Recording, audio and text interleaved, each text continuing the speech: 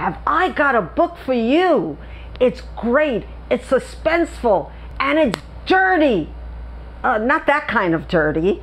I mean like sucio, schmutzy, blah. I mean it has dirt on it.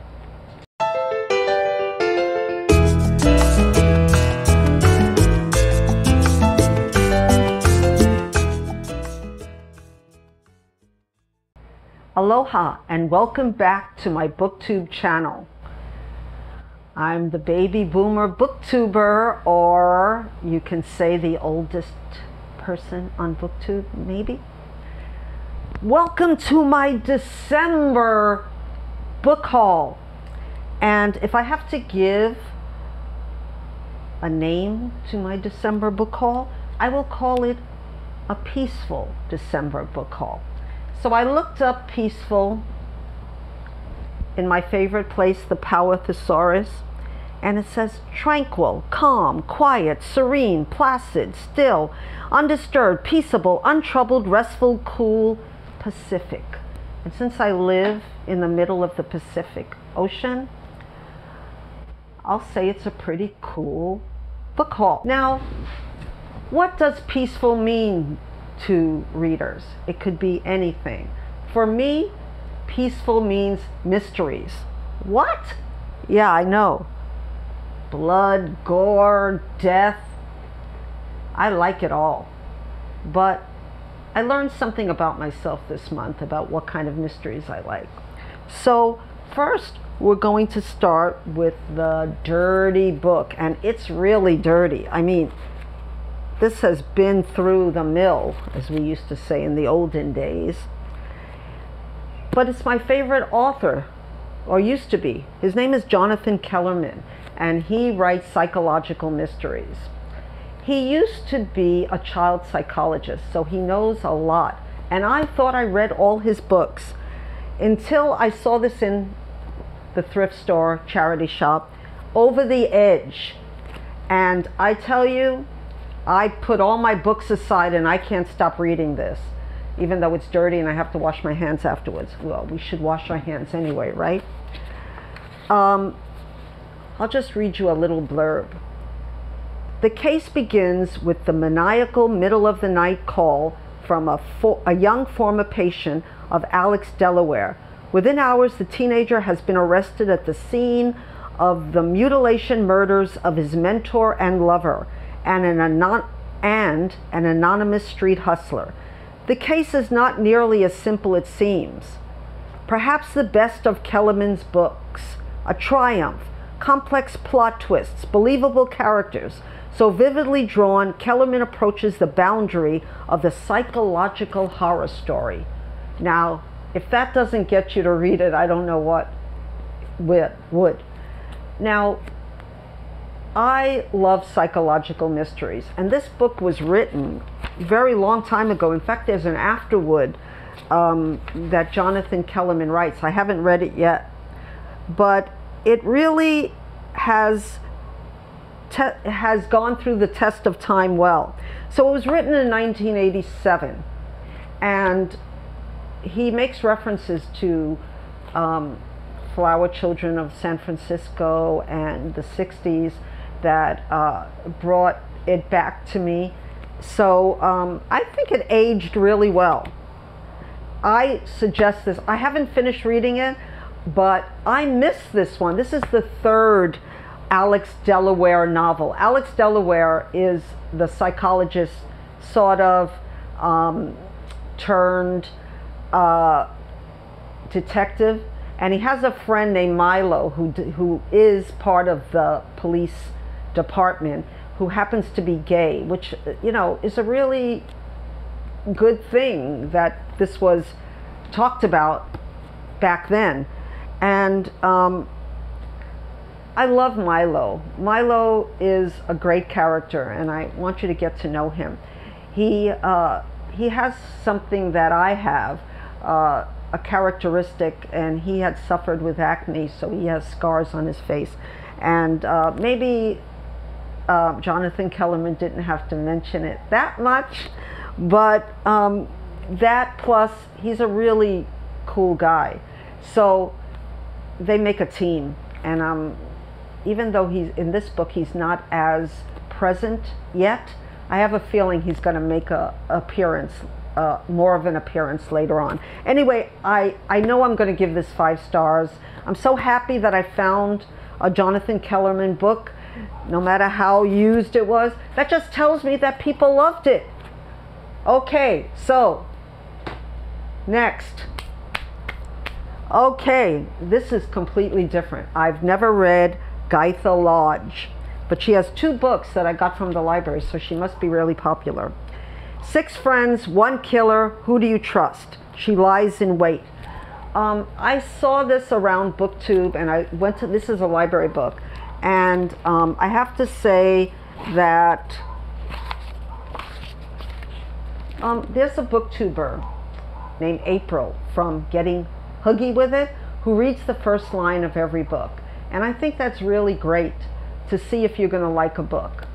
And the first line of this book, or the first little paragraph, I'm going to do it a little different, says, she made her skittering, sliding way down the riverbank. Her trainers hit the flat ground at the lip of the water, and she wobbled but recovered. April gives stars to first lines. If I had to give a star to this, I'd say 3. It has some nice words, but it didn't really grip me that I have to read this book. And it has very good reviews, both on BookTube and in the back. Kirkus reviews, and other writers say that the mystery intrigues and twists, offering enough red herrings and moments of police procedural to please fans of the genre. So I have to say that I put this down after reading the first line, but I'm going to try to pick it up again. So that's one of my December reads, She Lies in Wait. And then her other book is Watching from the Dark. 1 crime, 1 witness, 1 question. Why didn't he call the police? And the blurb says, when a vibrant young woman is murdered while on a video chat, a small-time detective wades into a circle of friends and lovers with dangerous secrets. In the new novel from the acclaimed author of the enjoyable, chilling She Lies in Wait. So I didn't read the first line yet. I picked up She Lies in Wait since that was her first book. So let's see what it says. Let's see if I'm going to enjoy it better. Okay, it starts with a prologue, which a lot of people are against, but really they're really necessary in these type of books. I just like prologues as long as they're done right. Okay, something clicked in the house and he froze, looking toward the closed door, his heart racing. Had it been the front door? Had someone come in? Now, that's a way better first line. So maybe I will switch books and start reading Watching from the Dark. So I give that a 4-star prologue beginning. Then I went to Val McDermid. She's a wonderful writer. And I've read many of her books. This one is called The Distant Echo. And I heard this around BookTube. So I was lucky enough to pick it up in the library as well. And when I read the first, this is about, well, let's read the first chapter. November 2003, St. Andrews, Scotland. He always liked the cemetery at dawn. Not because daybreak offered any promise of a fresh beginning, but because it was too early for there to be anyone else around. I'll just stop there and say that I had to read this book first. That's kind of spooked me out with the cemetery. So I'm going to read this before I read the Gytha Lodge books, because I know Val McDermid is a reliable writer, and she writes the kinds of books that I like. Okay, so that's my next book. I have to preface my next book, Consider the Sunflowers, by Elma Schemenauer, because I know this person, this writer, from an online critique service or an online blog called Critique Circle, where I write my books. I read her book. I'm reading her new book, and I loved it so much, and I'm loving it so much that I bought she's a published author of many, many books, and I liked her writing so much that I bought her book. So this is not a book that was given to me or that I'm getting paid to review or anything like that. But I will read you the blurb. It's called Consider the Sunflowers. It's 1940, and Tina Jans doesn't want to marry the man her pious Mennonite parents have chosen for her. He's as boring as turnips compared with Frank Warkentin. Obsessed with the dashing half-gypsy Frank, Tina leaves her job in Vancouver to marry him. Sadly, her joy gives way to loneliness on Frank's farm in the prairie community of Coyote, Saskatchewan. When he shuns local Mennonites because some of them scorn his mixed parentage, Tina feels torn between her Mennonite heritage and her husband. I didn't know too much about Mennonites, and I heard a podcast where she's talking about this book, and I had to buy it. But even though I like her writing and she's a friend of mine, I will give it a very fair review after I read it. But I'm looking forward to it. My next book is a reread, and I thought I would talk about it again because I'm about to reread it, and I think it's so important, and it's not talked about on BookTube at all. It's called Unworthy: How to Stop Hating Yourself. And I know it's nonfiction, and it's peaceful to me, let's put it that way. And I love the first line.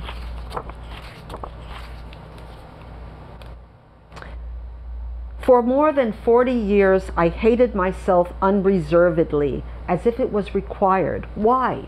Was I a murderer, a thief? Had I committed genocide or bombed the Prado? Was I mean? Did I have 7 swollen, scaly heads? Whose children had I thrown down wells? Whose city did I plunder? Had I put soap in a swimming pool or slaughtered fawns? Come on, now this is a 5-star first paragraph if I've ever heard one. And Anneli Rufis is a very funny writer. She wrote Party of One and Stuck. And this one is called Unworthy. How many women and men have felt unworthy in their life? I know I did. And I know this book is soothing to me to read it, because I know that someone else has suffered or experienced the same feelings, and we have overcome them. So I really, really suggest this book. I'm going to reread it, and I know it's going to be a 5-star read, because even before I was giving 5 stars, it was a 5-star read.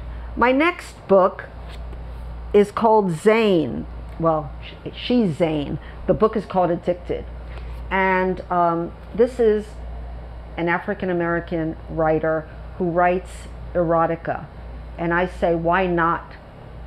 I don't read so-called dirty books, but at one point I thought I would write them. So I was looking for examples, and I'll tell you why.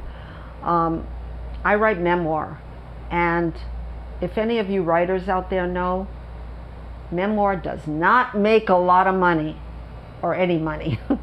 And since I'm living on Social Security and the kindness of strangers, okay, not so strange, they happen to be my daughter and my partner, I thought that I would hone my craft and write erotica. Well, it's not as easy as it sounds, and maybe I'm not meant for it. But I did pick up this book by Zane, and it's called Addicted. And there's a lot of praise for it. It says, snatched me up from the first page and didn't let me go until the end. A great read. and I'll read you the blurb. For successful African-American businesswoman Zoe Reynard, finding the pleasure she wants the way she wants it is not worth the risk of losing everything she has. Marriage to the man she has loved since childhood, a thriving company, and 3 wonderful children. But Zoe feels helpless in the grip of an overpowering addiction to sex. Okay, let's read the first line. And just looking at the acknowledgments, I see that she thanks God for not only everything that he has given me, but also everything that he has taken away. I kind of like that. So let's read the first line, first small paragraph. Droplets of rain cascaded down the window panes, and the sun was merely a figment of the imagination.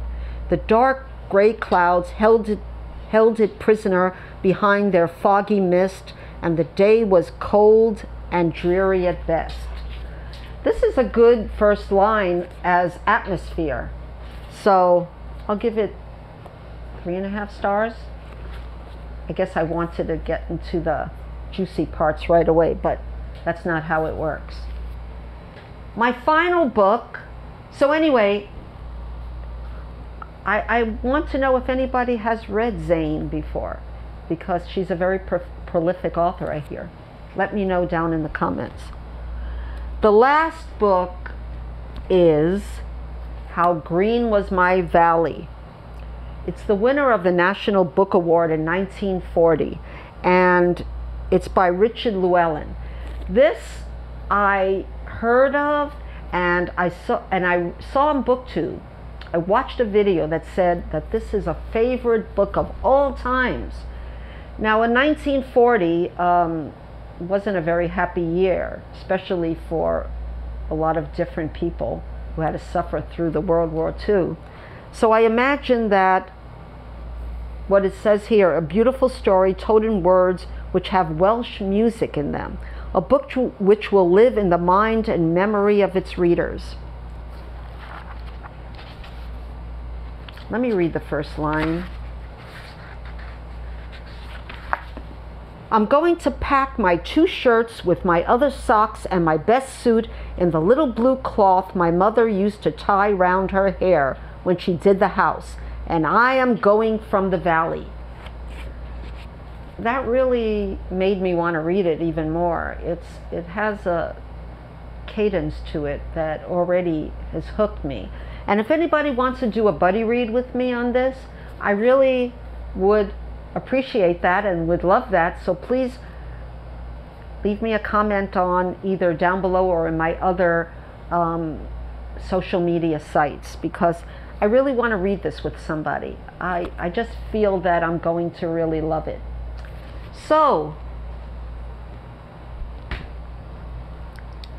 that ends my peaceful December book haul, and I hope you enjoyed it, and I hope that you will please subscribe to my channel and like and press that notification bell for more of Baby Boomer Booktuber with me, Marilyn Maya.